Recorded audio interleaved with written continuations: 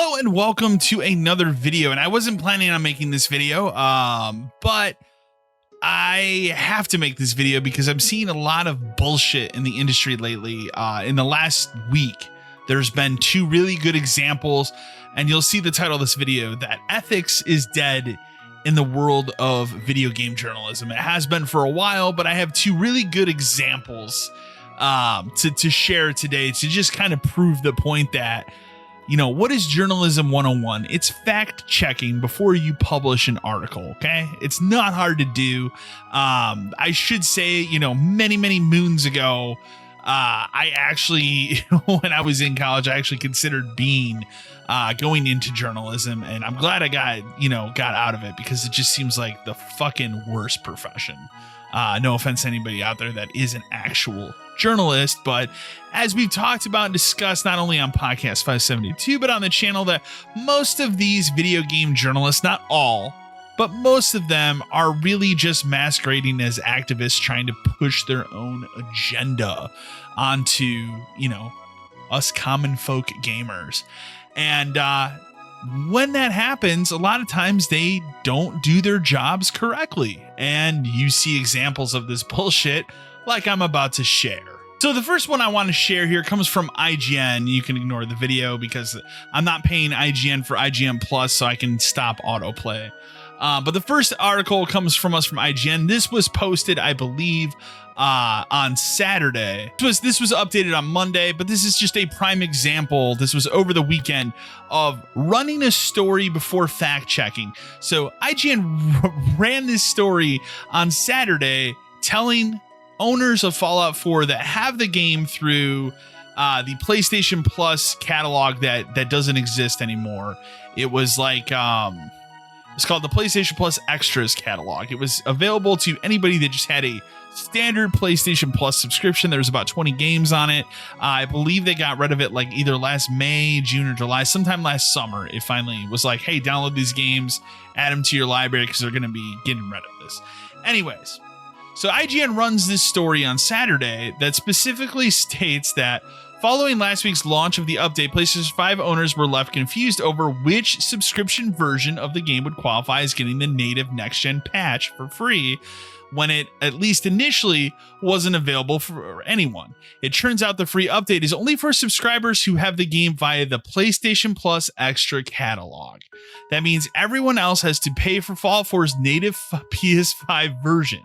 If they didn't already own the game outright, including those who own Fallout 4 via the now defunct PlayStation Plus collection. Meanwhile, all Game Pass subscribers get Fallout 4 in the next gen update for free. So they run this. We see some confusion regarding the free Fallout 4 Next Gen update for PlayStation Plus Extra members, Bethesda said in a statement. The Fallout 4 Next Gen update will be available to PlayStation Plus Extra members through the PlayStation game catalog. Your patience is reached as teams work on this. But they run this story. Those who own Fallout 4 via PS Plus collection do not get the free Next Gen update, Bethesda confirms. Okay, there's no update in this article if you read through it. They didn't do any kind of fact checking whatsoever in this article. They just ran this fucking story. And the best part is what they're citing here. And I'll open it up here. This is the only thing that they've cited here is that it's a problem and it's being worked on. There has never been a post by Bethesda. There's never been a post by Microsoft. There's never been a post by anyone that specifically stated that this update was not coming to these users. For whatever reason, IGN just decided on Saturday, hey, let's fucking post this and cause a bunch of shit, which it did. The Bethesda Discord was in shambles.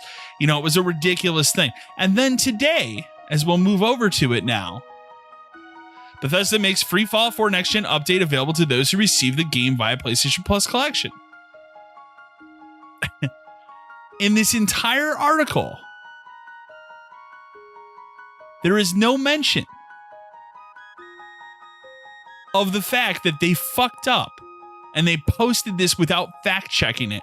They never updated it. They never apologized. They never said anything in this entire article or the original article. There's never once been a retraction of, hey, sorry, we fucked up. We ran this story, but we didn't fact check. No, they just are pretending it didn't happen, I guess. I mean, I'm looking at this right now. Like, this is a live article. You can go look at it if you do not believe me. You can go read this. It's insane. It's utter insanity. And it just proves once again, there's no ethics in game journalism. You just run stories and don't fact check. This man right here, Wesley Yin Poole, who wrote both articles, should be held accountable for running a story without properly fact checking it. It's insane. It's utter madness that we just let this shit fly today. And I've seen nobody calling this out. And it's fucking insane to me that nobody is calling this out. And we see this shit happen, especially in games media, time and time and time again. There's no ethics anymore. But now I want to turn your attention to another ethical thing, which this is unfortunately, once again, it's going to get into the Gamergate 2.0 discussion, which I know there's a lot of people that are really tired of it. I haven't really covered it that much on my channel because it's a lot of fuckery. But I pretty much let my opinion known of what I think of it. But let's talk about this situation here with this individual, Nick Calandra of Second Wind. Formerly, he was the editor-in-chief of The Escapist, was fired, and it's important to note, was fired from that position, and then moved on, created Second Wind. So this man has been having an absolute fucking shitstorm all over this Grums character, which is kind of like the person that's like the central Gamergate 2.0 person. He fucking hates Grums. Like, it's very clear. You read any single post about Gamergate 2.0 stuff, he fucking hates Grums. It's insane.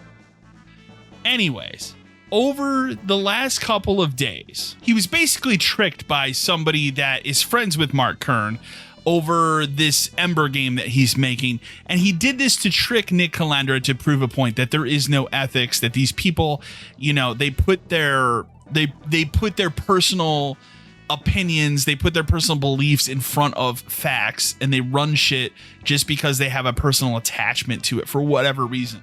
You know, this man fucking hates Grums and all of this stuff, and he got called out for it because he literally was tricked into running something, just proving the point that these people don't fact check shit. They just run it to push their own narrative.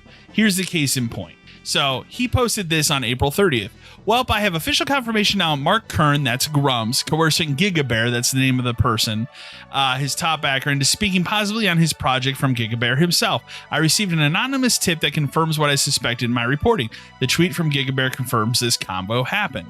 And you can see the screenshot of this Rustin Nail, and Gigabear having a conversation back and forth, right? You know, going on about how basically all this stuff and being mad about, you know, backing for $15,000, all this stuff, right? And he basically sent this to this person to prove the point that he would run the story. Here's what happened. He fucking ran the story and then got proven that that was fake, as you can see down here. Well, as an update on this, Gigabear faked his entire identity to coerce me into covering this to discredit me, and unfortunately, it seems like I did fall for it. I apologize for the error and will quadruple checking any source that reaches out to me now. Motherfucker, you should be quadruple checking any source. I post this. Well, fair enough. He seems to have got me on this. I'll happily retract. This constant manipulation and lying is hard to verify. He's still trying to play the victim here. Like, the whole thing was done to prove a point. You suck at your job. You're pushing an agenda without actually fact-checking and being a real, actual fucking journalist. But you still pull the victim card. Oh, woe is me, woe is me. Woe is not you, dude. Like, if this is the kind of journalism you do, then I fucking understand why they fired you from The Escapist. Let's be fair. But yeah, anyways. And then he tries to virtue signal. I gave the benefit of the doubt, hoping to help him get his money back. Like, fuck, it's like, shut up, dude. It's such insanity. But this proves my point here that games journalism has no ethics anymore. It doesn't. People just run shit to run shit, and they don't fact check anything.